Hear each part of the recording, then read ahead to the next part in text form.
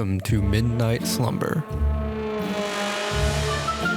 I am your host, Zach Miller. Join me as we take a journey through the alternate realities that take place after midnight.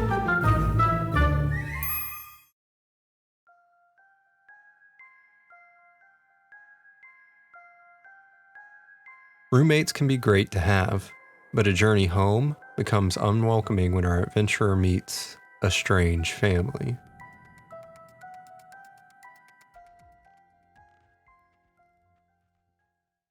Slowly making my way down the black metal stairs, I grip hard onto the metal railing to keep myself upright as I wake up.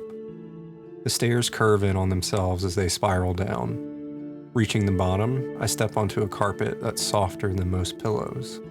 My feet melt into it with each step, making me want to fall asleep where I stand. However, a sharp bang coming from the kitchen jars me awake. I round the corner and see my roommate putting dirty pots into the sink as he has just finished cooking breakfast. The smell of eggs permeates the room, but I don't see any. As I step into the kitchen, my friend acknowledges me, but doesn't seem too happy. Before I can even ask him what's going on, he tells me he's changing careers and dropping out of his night classes. He also tells me that this food is for lunch later. His family is coming over to join my family, which is a surprise to me. I ask him why they are coming here, and he says he doesn't know either, but that they will be arriving soon. He grabs the giant wicker basket sitting off to his right and walks out of the room. Just as he does, my other roommate comes strutting in, mumbling about lawyers and insurance. His suit looks roughly put together, as if he had just got out of a fight. I don't think he was in an actual fight, more of a frustrated, couldn't get his tie off fight. I open the fridge, and there's nothing left except a ketchup bottle. As I shut the door out of disappointment, I hear my friend speak up about what's going on. He says that most of his firm has quit, and that the car wreck he was in a few months ago just won't go away. I ask him why, and his answer is somewhat surprising. He says, because they collided with an alien hovercraft, their insurance isn't willing to cover the necessary damages. His statement causes me to stand there with my mouth wide open, wondering if he is joking. However, after a long, awkward moment of silence, I know he's telling the truth. So, what are you gonna do about it? I ask him. He looks at me, then at his phone, and ponders as he flips it in his hand.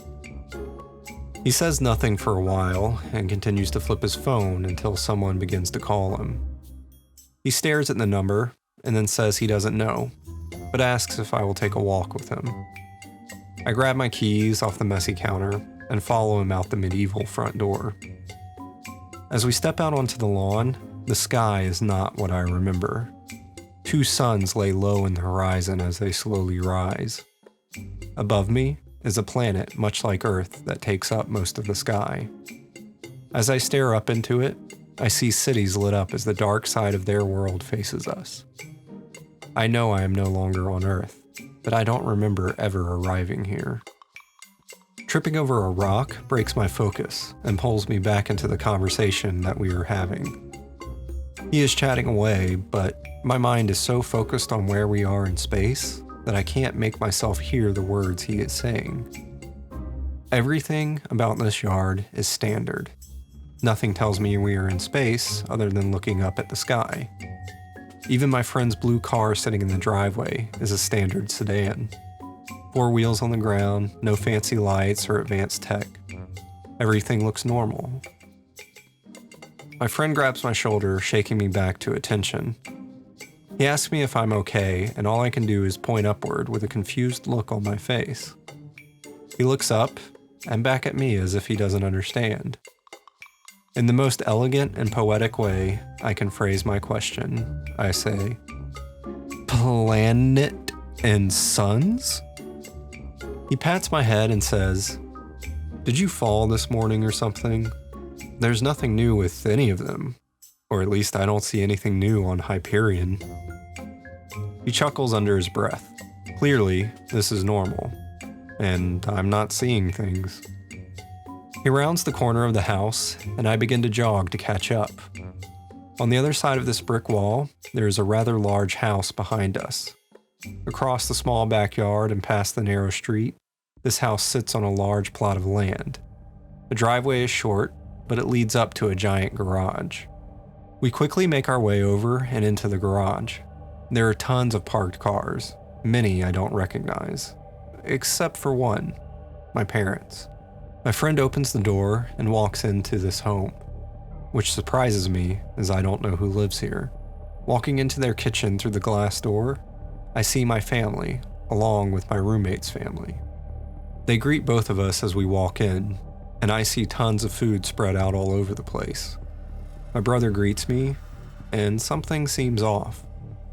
He tells me to grab a seat as they have something they need to say to me. Everyone in the room is very serious, so much so that it's kinda comical. However, no one is laughing. My brother sits in the back, away from everyone. My roommate says he knows things have been difficult for me since I've moved in and got a new job, but that can change.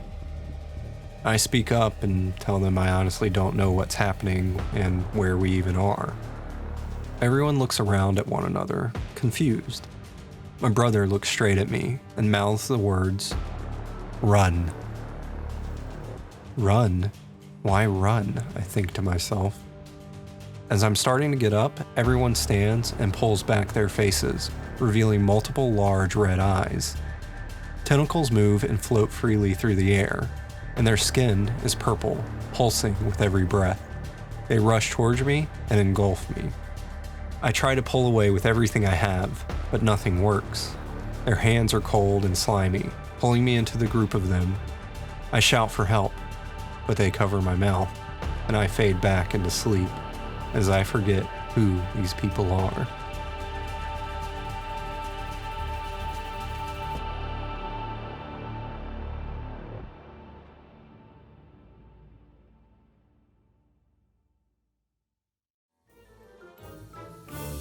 Thank you for listening to tonight's episode. Please leave a comment and check out our social media on Instagram, YouTube, Twitter, and Facebook. We would love to hear your thoughts on tonight's episode. I'm your host, Zach Miller, and thanks for listening. Have a good midnight slumber.